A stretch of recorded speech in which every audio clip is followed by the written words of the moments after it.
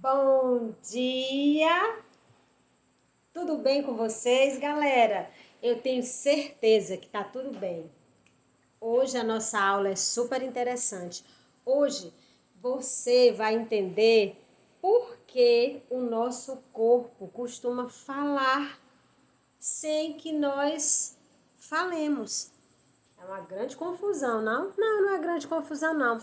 Prestem bastante atenção. Hoje nós iremos trabalhar com materialidade.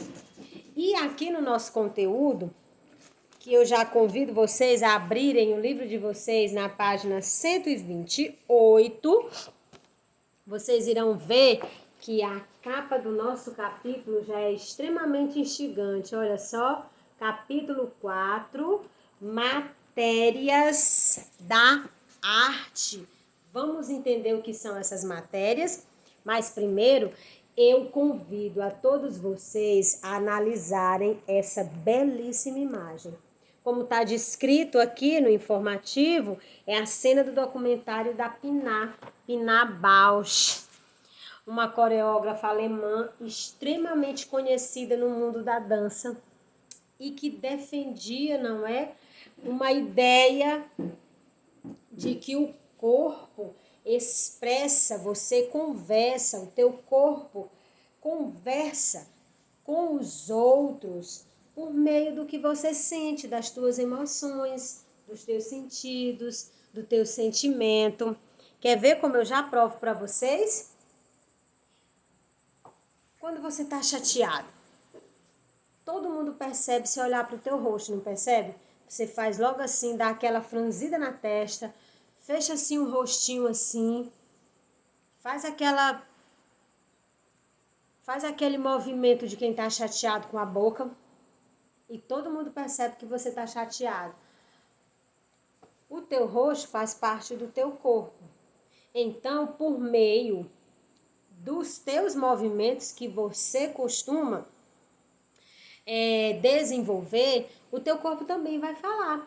Ele também fala, ele também conversa. Por exemplo, o simples fato de cruzar os meus braços e fechar assim o semblante do meu rosto já diz que eu não estou aberta para diálogo, já diz que eu estou chateada, já diz assim, olha, ela não quer conversar.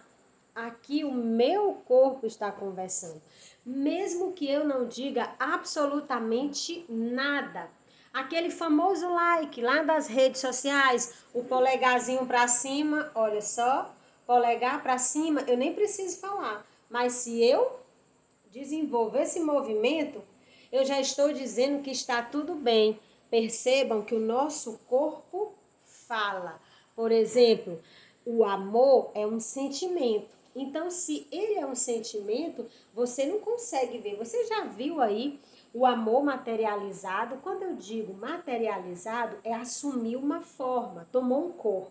Vocês já viram o amor por aí? O amor andando materializado? Aí você pode me dizer, peguei.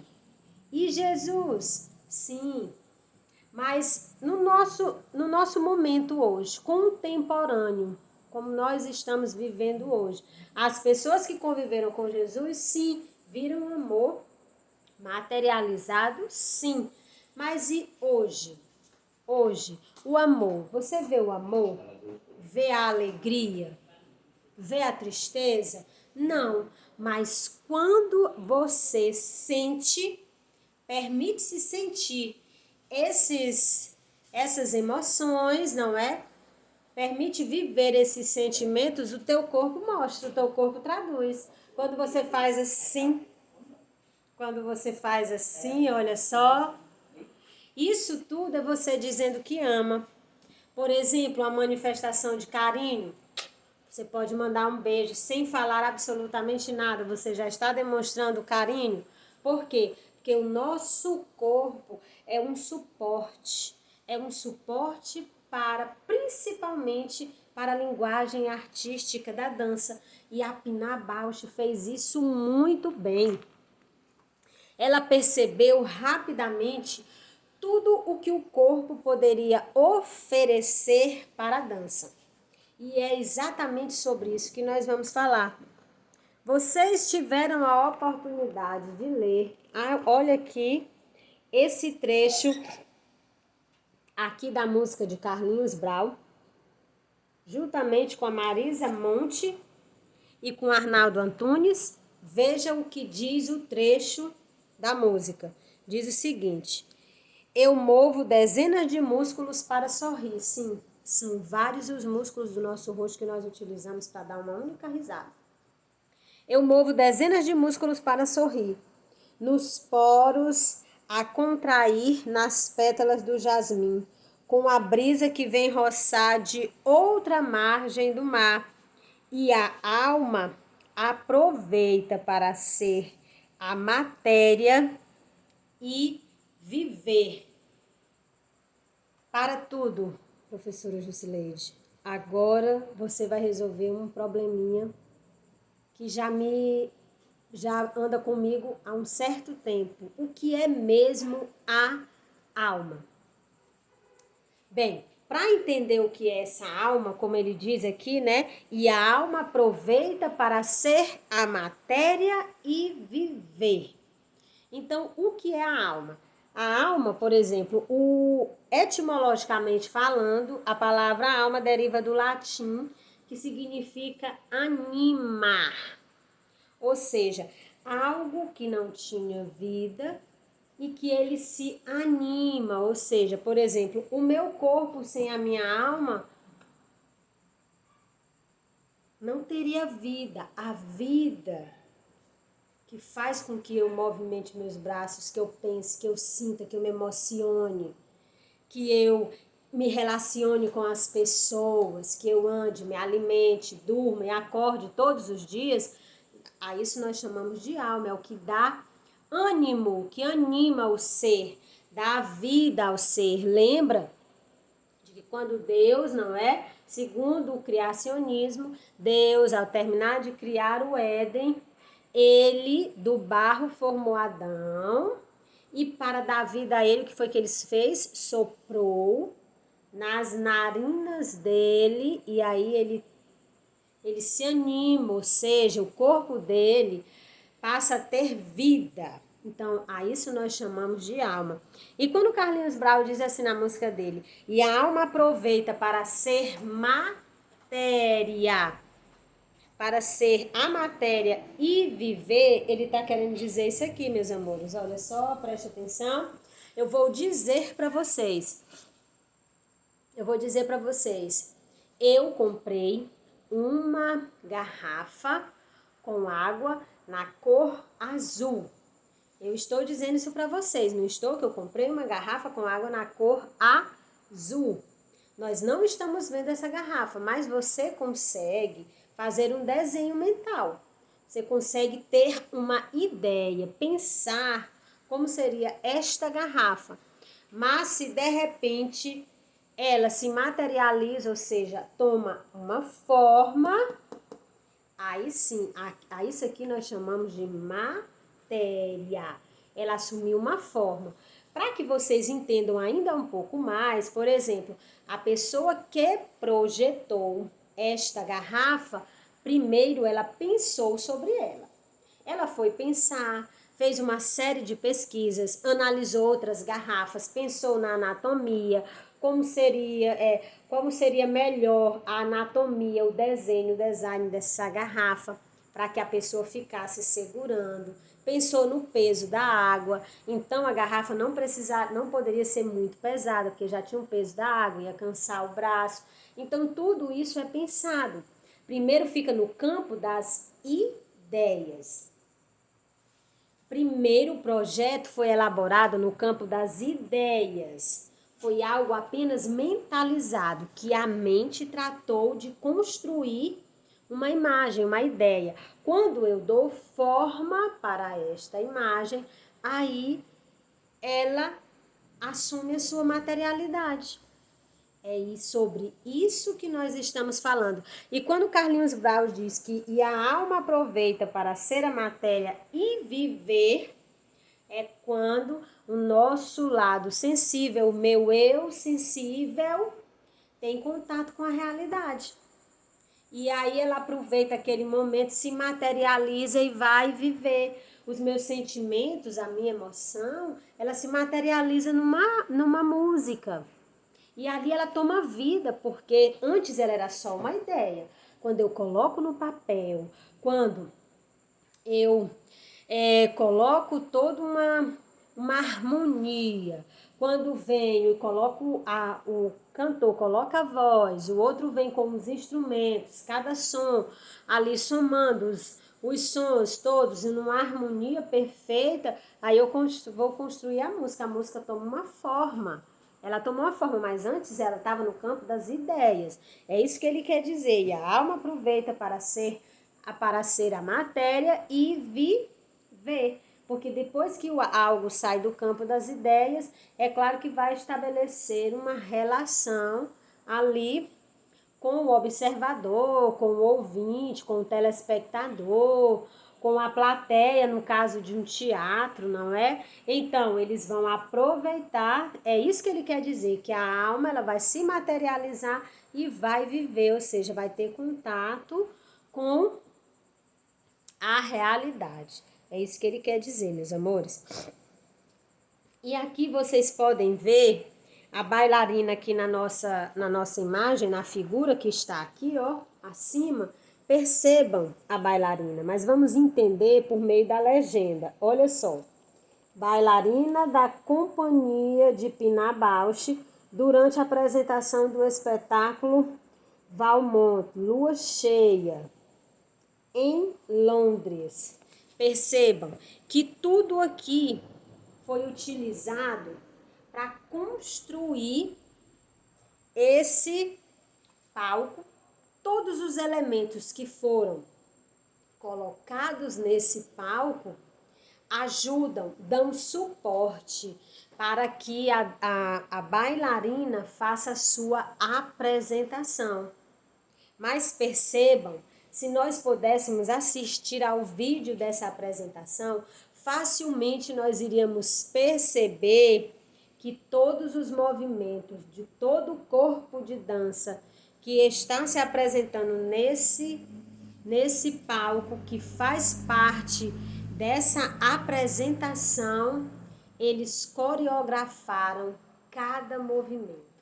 Só que para coreografar cada movimento, é necessário que eu conheça o meu corpo. É preciso que eu conheça meu corpo a ponto de saber o que o meu corpo pode emprestar, dar para a dança. E aí entra um terminho que faz muito sentido para todos os artistas que dançam, todos os bailarinos de forma geral. Consciência corporal. É um dos benefícios da linguagem artística da dança, porque as pessoas, os bailarinos de uma forma geral, sejam eles clássicos, contemporâneos, eles têm essa consciência corpórea, eles sabem o que o corpo deles podem dar, eles sabem os limites, se eles podem ser ultrapassados ou não. Eles têm essa consciência, a consciência do espaço. Nesse determinado espaço eu posso desenvolver determinado movimento. Isso vai depender dessa minha consciência corpórea que é desenvolvida ao longo dessa minha vida de bailarino, de dançarino. Essa consciência corpórea é um dos benefícios que a dança nos oferece. Como sempre, eu vou ler alguns trechos do conteúdo, mas à medida que eu for explicando, eu passo por todo o conteúdo de uma forma em geral, tá ok? Então, eu preciso que vocês acompanhem e agora vocês peguem o livro de vocês e vamos dar início à nossa leitura. O primeiro parágrafo, sempre o parágrafo introdutório, ele nos ajuda a entender o todo do conteúdo. Então, acompanhe a minha leitura, tá ok? Na arte, o que é a alma, senão a poética do artista? Na arte, o que é a alma, senão a poética do artista? Nós já conversamos sobre isso, meus amores. Vocês já sabem me dizer com muita clareza, com muita certeza, o que vem a ser a poética. A poética será o discurso do artista. Traduzindo, se vocês ainda não entenderam, eu vou explicar de uma outra forma. A poética é a pesquisa que o artista faz sobre determinada temática. Por exemplo, a Pina Bausch, quando foi desenvolver essa apresentação, esse espetáculo chamado Lua Cheia, ela fez toda uma pesquisa e essas pesquisas, por exemplo, elas duram meses. Esses espetáculos que as pessoas vão assistir, principalmente de dança, que você vai assistir, suponhamos que um espetáculo venha para ser apresentado aqui no Teatro 4 de Setembro, um espetáculo de dança, em dezembro. E nós fôssemos assistir a esse espetáculo, e esse espetáculo tivesse uma duração de 2 horas. Aquelas 2 horas em que eu me deliciei, apreciei, que mexeu com todos os meus sentidos, que eu interagi com o corpo de dança, aquelas 2 horas significaram muito para mim. Mas para que eles dessem formato e materializassem aquelas 2 horas naquele espetáculo, foram meses, às vezes 1 ano e meio de intensa coreografia, do corpo de dança, numa colaboração de forma colaborativa, trabalhando, cada um entendendo. Precisa que a coreógrafa pense nos movimentos. Por exemplo, lua cheia é noite, nos remete que a noite é o momento do descanso, então os movimentos, não todos, mas grande parte dos movimentos precisa ter uma leveza, precisa ter uma certa lentidão. Isso é na minha leitura. É óbvio que, é claro que tem momentos em que, por exemplo, noite também é festa, é agito, movimento, encontros. Então, aí os movimentos que o corpo irá desenvolver já são movimentos mais ágeis, mais rápidos, festivos, não é isso? E percebam que o corpo de dança, ele precisa desenvolver toda essa coreografia, não é? Que são atos que eles vão dividindo ali, mas também precisa de outros elementos, vão precisar de outros suportes para que no final, todos juntos em um casamento perfeito, consiga passar a mensagem para a plateia. A plateia que está lá vivendo aquele momento, principalmente se tratando de teatro, que é presencial, que ali o contato é direto, então a plateia precisa entender esse diálogo que está sendo desenvolvido por meio do corpo, já que em espetáculos de dança, quem fala é o corpo que passa as emoções, traduz os sentimentos, traduz os diálogos, que estabelece os diálogos entre os dançarinos, o diálogo entre a plateia, essa troca, quem faz essa mediação da plateia com o corpo de dança é o corpo do dançarino, são os movimentos, é a música, é o cenário, que tudo isso compõe, tudo junto vai nos ajudar a entender, a viver aquele momento, né? Porque uma vez que a fala não será a mediação, não será o elemento utilizado para a mediação entre o bailarino e a plateia. Na arte, o que é alma, senão a poética do artista? A poética, ele fez a pesquisa. A Pina fez uma pesquisa absurda para desenvolver esse espetáculo. Depois de feito essa pesquisa, ela vai refletir, vai pensar sobre essa pesquisa e ela vai chegar a uma conclusão. Vai ser o ponto de vista dela, o pensamento dela, o entendimento dela. No caso, será o discurso, o que ela vai querer dizer ao apresentar, ao dar para a plateia o espetáculo Lua Cheia. Quando terminar o espetáculo, o que a plateia, o que o observador, o que o espectador que está lá na plateia precisa entender qual é a mensagem que ela quer passar. Isso é a poética. Então, quando ele diz assim, na arte, o que é a alma, senão a poética do artista, porque a ideia, o pensamento, a mensagem, o discurso que o artista quer passar é a parte vital, meus amores. É a parte vital, é o coração de toda e qualquer produção artística. Uma arte em que o espectador fica diante dela e ela não troca, não há um diálogo, ele não consegue entender, ele não percebe nada, ele não sente nada, ele não é tocado, ele simplesmente passa, não houve um contato ali, não teve o observador, o espectador, ele não conseguiu entender. Se não há uma poética, não tem alma ali, não tem vida naquela arte. Se eu não consigo passar, se eu, enquanto espectadora, observadora, não sinto nada, não faço nenhuma uma reflexão, não penso sobre aquilo, nem sequer fico alguns minutos diante aquela obra não tem vida, não tem sentido, eu não consegui entender. Entendeu? A mensagem não foi passada. Aquilo que nós só vemos, ouvimos e sentimos por meio da matéria, do corpo, composto de coisas como tintas na tela, a madeira de um instrumento ou o próprio corpo do artista.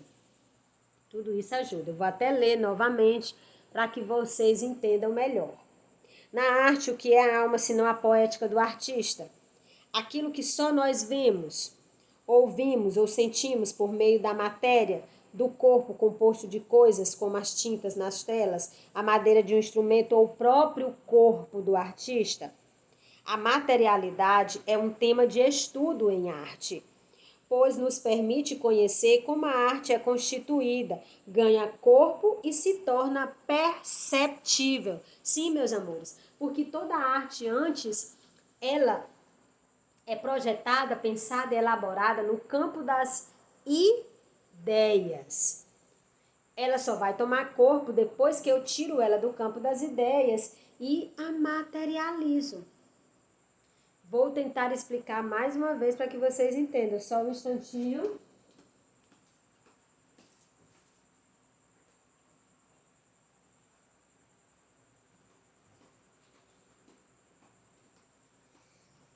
Vejam que o cenário da Pina Bausch, ela fala sobre lua cheia. Então, o cenário, o fundo do cenário é absolutamente preto, não é? Escuro mesmo, não é? E é uma lua cheia. Ela pensou nisso antes. Na sua constituição primeira, ela estava no campo das ideias, quando ela começou a pensar sobre ela. Então, ela deve ter feito alguns esboços, ela deve ter feito algumas espécies de maquete, alguns rascunhos, para que ela chegasse nesse produto final. Esse produto final é a materialização da ideia que ela teve inicialmente. Por exemplo, olha só o fundo e a lua cheia. Observem aqui, eu vou puxar aqui para que vocês entendam. Olha só, materializou. Ela deu forma, ela deu corpo, ela deu volume para a ideia. O que antes estava no campo das ideias, agora assumiu um corpo, assumiu uma forma, tem um volume, ocupa um lugar no espaço. Então, a isso nós chamamos de materialidade. Entendido? Continuemos. Vamos lá? A materialidade nas obras de arte é constituída basicamente por suporte, ferramenta e meios, matéria. Ela proporciona consistência física às obras de arte, quando o artista transfere suas obras do plano das ideias, lembra do que eu falei, para o plano real, no momento da produção do seu projeto. Por exemplo, o suporte necessário para que a Pina pudesse criar, não é? Um cenário que remetesse à noite, ela precisaria, são tecidos, provavelmente são tecidos enormes, não é? Tecidos ou então telas enormes.